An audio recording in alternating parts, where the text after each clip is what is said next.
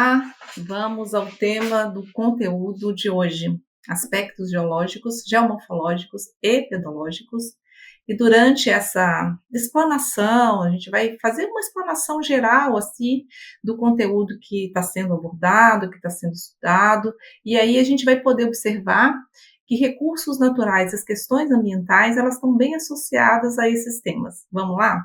Então, para iniciar, nós vamos colocar aqui, vamos falar sobre a dinâmica interna da Terra. A dinâmica interna da Terra, como a gente pode observar, ela moldou a configuração dos continentes ao longo de milhares e milhares de anos.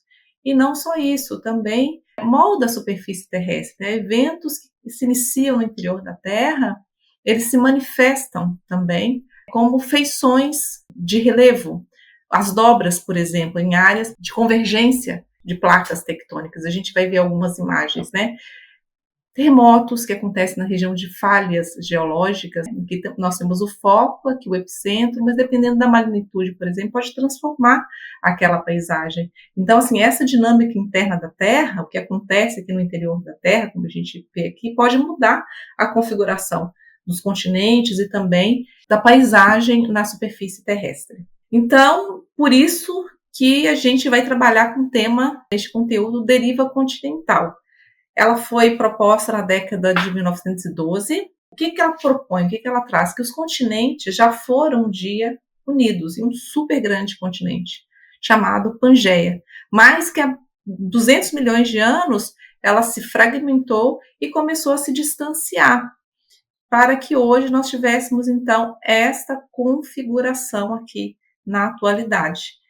E com relação à tectônica de placas, ela é uma teoria que defende, né, que o globo está dividido em segmentos litosféricos, né, que se deslocam sobre a astenosfera, como a gente viu, inclusive, naquela figura anterior, naquela imagem anterior. E esses processos tectônicos, esses processos geológicos que estão associados às placas tectônicas, a esse movimento, são terremotos, vulcanismo, formação de montanhas e desenvolvimento de bacias oceânicas. Vamos ver aqui uma imagem que mostra as bordas das placas. Essa região de encontro, de divergência de placas, são áreas com as maiores atividades sísmicas. O Brasil ele está localizado no centro da placa sul-americana. É dito que o Brasil ele está numa região estável, geologicamente estável, porque ele está no centro dessa placa sul-americana. São nessas bordas aqui onde acontecem as maiores atividades sísmicas, certo? Então agora a gente vai falar um pouco da classificação do relevo brasileiro, que é um outro assunto abordado, trabalhado neste conteúdo, e nós vamos falar especificamente dos domínios morfoclimáticos brasileiros, que foi proposto ali por Aziz Absaber. E vamos ver qual é o conceito que o Aziz Absaber traz sobre os domínios morfoclimáticos brasileiros que estão tão estudados e tão conhecidos. Então, é um conjunto espacial de certa ordem de grandeza territorial, de centenas de milhares a milhões de quilômetros quadrados de área, onde haja um esquema coerente de feições do relevo, tipos de solo, formas de vegetação e condições climato-hidrológicas. Então, esta aí é a definição dada pelo próprio Aziz Absaber dos domínios morfoclimáticos brasileiros. Vamos conhecer, então, onde ele se localiza. Nós temos aqui o domínio amazônico, o domínio dos cerrados, mares de morros, de Nordeste, Assum, as caatingas, araucárias, pradarias, e essas áreas aqui em amarelo mais claro são áreas de transição. Agora nós vamos falar um pouco dos movimentos de massa, outro assunto que foi abordado, e vamos trazer aqui o que o IPT, que é o Instituto de Pesquisas Tecnológicas, trazem para a gente de fatores que podem influenciar nesses movimentos de massa. Segundo o IPT, as causas podem ser naturais, mas também podem ser antropogênicas. E os agentes, eles podem ser predisponentes ou podem ser agentes efetivos. Então, o que seria, segundo o IPT, esses agentes predisponentes? O comportamento das rochas, o perfil e espessura do solo em função da maior ou menor resistência da rocha ao intemperismo, o intemperismo físico-químico e químico também, a gravidade e a vegetação natural. Então, esses são os agentes predisponentes. Vamos ver quais são os agentes efetivos, que são aqueles que são responsáveis por desencadeamento dos movimentos de massa. Então, aqui ele só traz uma abordagem geral. O que são esses agentes efetivos? São aqueles que estão diretamente responsáveis, né, diretamente relacionados com o desencadeamento dos movimentos de massa. Os terremotos, por exemplo, podem ser, mas como nós não estamos na região de terremoto, aqui no Brasil podemos dizer que o maior agente desencadeador desses movimentos de massa, de ordem natural, é a chuva, né? São as precipitações. Então, vamos falar um pouco de erosão também, que é outro assunto que abordamos aí nesse conteúdo, erosão do solo.